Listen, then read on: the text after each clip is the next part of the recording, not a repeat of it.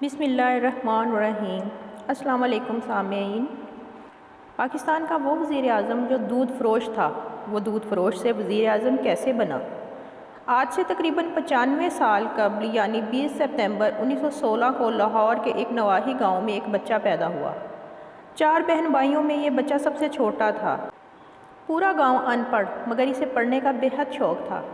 اس کے گاؤں میں کوئی اسکول نہ تھا، لہٰذا یہ 1.5 میل دور دوسرے گاؤں پڑھنے جاتا۔ راستے میں ایک برساتی نالے سے اسے گزرنا پڑتا۔ چھٹی جماعت پاس کرنے کے بعد وہ 8 میل دور دوسرے گاؤں میں تعلیم حاصل کرنے جاتا۔ اس نے مڈل کا امتحان امتیازی نمبروں سے پاس کیا اور وظیفہ حاصل کیا۔ مزید تعلیم حاصل کرنے لاہور آیا۔ یہاں اس نے سینٹرل ماڈل اسکول، جو کہ اس وقت کا نمبر 1 اسکول تھا، داخلہ لے لیا۔ اس کا گاؤں شہر سے 13 کلومیٹر دور تھا۔ غریب ہونے کی وجہ سے اس کے لیے اپنی تعلیم جاری رکھنا مشکل تھی، مگر اس نے مشکل حالات کے سامنے ہتھیار نہ پھینکے، بلکہ ان حالات کا مقابلہ کرنے کی ٹھانی۔ اس نے تہیہ کیا کہ وہ گاؤں سے دودھ لے کر شہر میں بیچے گا اور اپنی تعلیم جاری رکھے گا۔ چنانچہ وہ صبح اندھیرے اذان سے پہلے اٹھتا، مختلف گھروں سے دودھ اکٹھا کرتا، ڈرم کو ریڑے پر لاد کر شہر پہنچتا۔ شہر میں وہ نواب مظفر قزلباش کی حویلی اور کچھ دکانداروں کو دودھ فروخت کرتا اور مسجد میں جا کر کپڑے بدلتا اور اسکول چلا جاتا۔ کالج کے زمانے تک وہ اسی طرح دودھ بیچتا اور اپنی تعلیم حاصل کرتا رہا۔ اس نے غربت کے باوجود کبھی دودھ میں پانی نہیں ملایا۔ بچپن میں اس کے پاس اسکول کے جوتے نہ تھے۔ اسکول کے لیے بوٹ بہت ضروری تھے۔ جیسے تیسے کر کے اس نے کچھ پیسے جمع کر کے اپنے لیے جوتے خریدے۔ اب مسئلہ یہ تھا کہ اگر وہ گاؤں میں بھی جوتے پہنتا تو وہ جلدی گھس جاتے۔ چنانچہ وہ گاؤں سے والد کی دیسی جوتی پہن کر آتا اور شہر میں جہاں دودھ کا برتن رکھتا وہاں اپنے بوٹ کپڑوں میں لپیٹ کر رکھ دیتا اور اپنے اسکول کے جوتے پہن کر اسکول چلا جاتا۔ والد سارا دن اور بیٹا ساری رات ننگے پاؤں پھرتے۔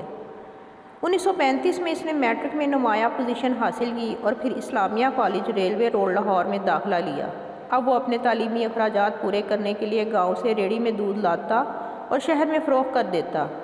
اس کام میں کبھی اس نے عار محسوس نہ کیا۔ فرسٹ ایئر میں اس کے پاس کوٹ نہ تھا اور کلاس میں کوٹ پہننا لازمی تھا، چنانچہ اسے کلاس سے نکال کر غیر حاضری لگا دی جاتی۔ اس معاملے کا علم اساتذہ کو ہوا تو انہوں نے اس ذہین طالب علم کی مدد کی۔ نوجوان کو پڑھنے کا بہت شوق تھا۔ 1939 میں اس نے BA آنر کیا۔ یہ اپنے علاقے میں واحد گریجویٹ تھا۔ یہ نوجوان اس دوران جان چکا تھا کہ دنیا میں کوئی بھی کام آسانی سے سر انجام نہیں دیا جا سکتا۔ کامیابیوں اور بہترین کامیابیوں کے لیے انتھک محنت اور تگ و دو لازم عنصر ہے۔ معاشی دباؤ کے تحت BA کے بعد اس نے باٹا پور کمپنی میں کلرک کی نوکری کی۔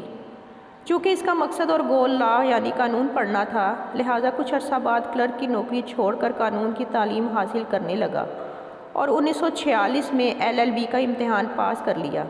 1950 سے باقاعدہ پریکٹس شروع کر دی۔ اس پر خدمت خلق اور آگے بڑھنے کا بھوت سوار تھا۔ اس نے لوگوں کی مدد سے اپنے علاقے میں کئی تعلیمی ادارے قائم کیے۔ اس جذبہ کے تحت 1965 میں مغربی پاکستان اسمبلی کا الیکشن لڑا اور کامیاب ہوا۔